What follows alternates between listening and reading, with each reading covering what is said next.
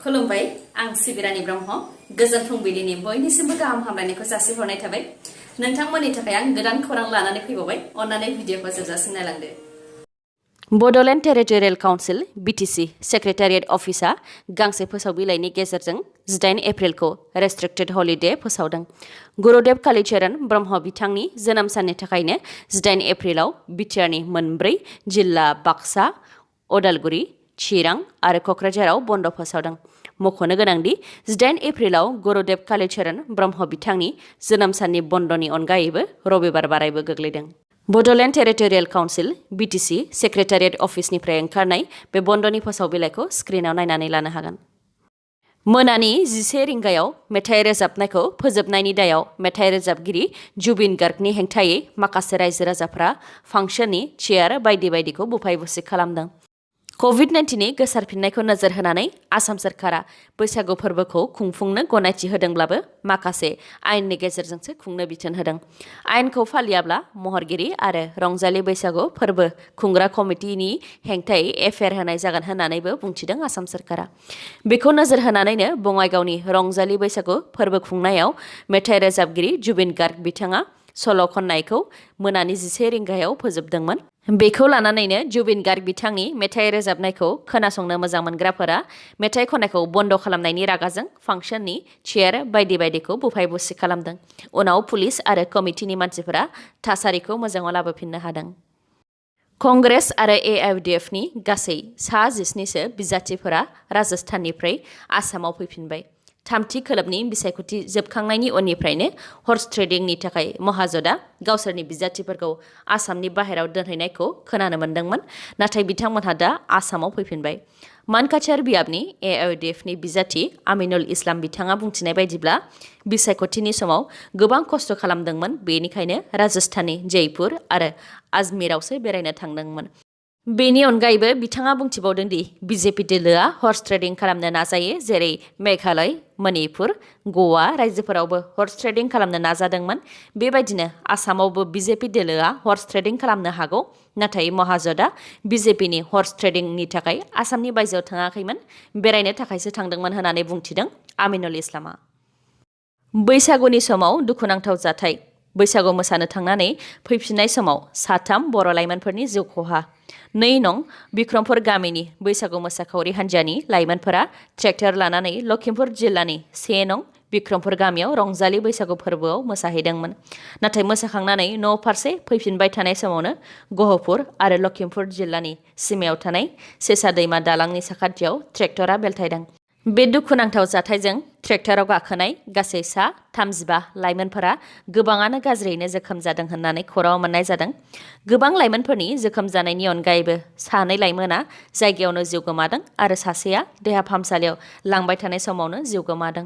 दुखुनांथाव जाथायजों जोखोम जानायफोरखौ तेजपुरनि फाहामसालियाव लांदों होननानैबो खौराङाव मोननाय जादों आरो थैनायनि अनजिमायाबो बांबावनो हागौ होननानैबो खौराङाव मोननाय जादों। मोनसे मिथिहोनाय जाथायजों जिउ गोमानाय बर' लाइमोनफोरनि मुंखौ दासिम मोनथ'नाय जायाखै। गुवाहाटीनि GNRC देहा फाहामसालिया थैखानाय बेरामिखौ फाहामथाय होनानै बेरामिनि न'खरनिफ्राय लुथिदों 10 लाखनिबो बांसिन रां। बेरामिनि न'खरा अजद दैखांनाय बायदिब्ला बिथांमोनहा बाक्सानि दाधिराम शर्माखौ TB बेरामनि फाहामथायनि थाखाय गुवाहाटीनि GNRC फाहामसालियाव थांनाय 1 एप्रिलाव लाबोदोंमोन। दाधिराम शर्माया TB बेरामजों गाग्लोबजानानै लांसआव इनफेक्सन जादों, अपारेशन खालामनो गोनां होननानै डक्टरा बुंथिनायलाय न'खरनि मानसिफ्रा बेरामिखौ 5 एप्रिलाव अपारेशन खालामहोदोंमोन। बे साननिफ्रायनो बेरामिखौ भेन्टिलेटर आरो एनेस्थेसियायाव दोनदोंमोन, जायनि थाखाय न'खरनि मानसिफ्रा बेरामिखौ लोगो हमनो खाबु मोनदोंमोनब्लाबो रायज्लायनो खाबु मोनाखैमोन। नाथाय बेरामिया थैनायनि 3-4 सिगांनिफ्रायनो न'खरनि मानसिखौ बेरामिखौ लोगो हमनोबो खाबु होआखैमोन। बेराफारसेथिं डक्टरा बेरामिया थाबैनो हामसिगोन होननानै बुंबोबाय थादोंमोन आरो फाहामथायनि मुङाव सानसेयाव 40-50 रोजानि मुलि बायहोबाय थादोंमोन। आरो फाहामथायनि मुङाव गासै 10 लाखनिबो बांसिन खरसा जाबाय होननानै नखरनि मानसिफ्रा बुंथिदों। मैयाबो फुंनि 9 रिंगायाव डक्टरा बेरामिया हामसिगोन होननानै बुंथिदोंमोन, नाथाय हरखाब फुंनि 10 रिंगायावनो बेरामिखौ थैबाय होननानै फोसावदों। नखरनि मानसिफ्रा बेरामिनि गोथै देहाखौ दांनायनानै मिथिनाय बायदिब्ला थांनाय 4-5 सान सिगांनो थैनाय गोथै देहासो। बेनि उनावनो GNRC फाहामसालियाव दुंहाव थासारिया जादों आरो बेनि सायाव गोख्रोङै राहा लानो थाखायबो दाबि खालामदों। मख'नो गोनांदि गुवाहाटीनि GNRC फाहामसालियाव बेबायदि जाथाय जानाया बियो 15थि खेब। बेनि सिगांबो बिदि जाथाया गोबां जाबाय होननानै खौराङाव मोननाय जादों। भिडिअखौ जोबजासिम नायलांदो। लोगोसे नोंथाङा आंनि चेनेलाव गोदानबा अन्नानै साबस्क्राइब खालामदो। लोगोसे बेल आइकनखौबो क्लिक खालामदो जाहाथे गोदान खौरां लानानै आं फैयोबा नोंथांनाव सिगांग्रो नटिफिकेसन सफैयो। भारतनि राजथावनि दिल्लीयाव सानसेयावनो 16,000निबो बांसिन COVID-19 पजिटिभ मोननायनि उनाव इउनियन हम मिनिस्ट्रिया सेन्ट्रेल गभर्नमेन्टआव मावग्रा मावथिफोरनि थाखाय गोदान गाइडलाइन दिहुनदों।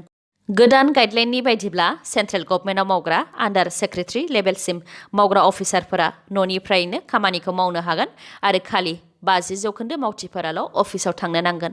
नाथाय डिपुटि सेक्रेटारि आरो बिनि गोजौ लेभेलनि अफिसारफोरा रेगुलार बेसिसआव अफिसाव थांनांगोन। बेनि अनगायैबो जाय अफिसारफोरा कन्टेनमेन्ट ज'नाव थायो बिथांमोनहा अफिसाव फैनांगौनि गोनांथि गैया। मख'नो गोनांदि इउनियन हम मिनिस्ट्रिजों दिहुनजानाय बे गोदान गाइडलाइना 30 एप्रिलसिम थागोन।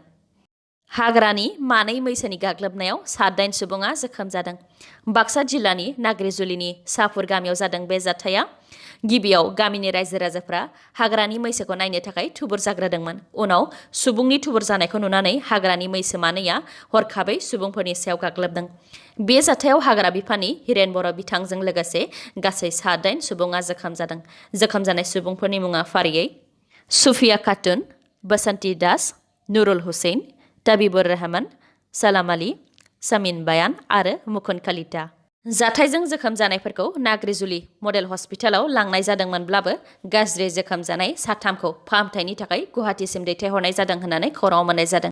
जाथायथिलियाव कुमारिघाटा हाग्रा बिफान, तामुलपुर हाग्रा बिफान आरो नाग्रिजुलि पुलिस हान्जाया जथायै हाग्रानि मानै मैसोखौ हमनो नुजाथि फैदोंमोनब्लाबो फेलें जादों।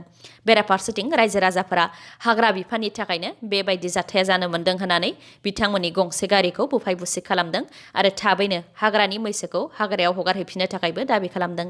कुमारिघाटा हाग्रा बिफाननि मावथिया बुंथिनाय बायदिब्ला हाग्रानि मानै मैसोआ भुटान सिमानि हाजोनिफ्राय गामि फारसे हाबफैदों आरो बेखौ हाग्रासिम दैथायहरफिननो थाखाय मानास हाग्रा बिफान एक्सपार्टफोरनो खौरां हरबाय। मोनानि समाव हाग्रानि मैसोआ हाग्रायाव थांफिनाब्ला मैसोखौ हुस गैयै खालामनानै हाग्रा फारसे दैथायहरफिनगोन होननानैबो बुंथिदों बिथाङा। क'क्राझाराव अर खामनाय जाथाय। गिख्रंथाव अर खामनाय जाथाया क'क्राझारनि भबानिपुराव NRL थाव डिपुनि साखाथियाव जादों। बे जाथायजों रावनिबो जिउ खहा जायाखैब्लाबो राजु देबनाथ मुंनि नखरनि सासे मानसिनाव मोदोमाव न'नि उखुमा गोग्लैदेरनायाव जोखोम जादों। उनाव फाहामथायनि थाखाय बिथांखौ फाहामसालिसिम दैथायहरनाय जादों। बे अर खामनायजों गोबां लाख रांनि सम्पति खहा जानायखौ खौराङाव मोननाय जादों आरो बे गिख्रंथाव अरखौ न'जों नांजाबफानानै थानाय गेरेजनिफ्रायनो अर जोंखांबोनायनि सन्देह खालामदों ओनसोलनि रायजो राजाफोरा। दिनैनि खौराङा एसेनोसै। गाबोन आरो गोदान खौरांजों लोगो मोनफिनबावगोन।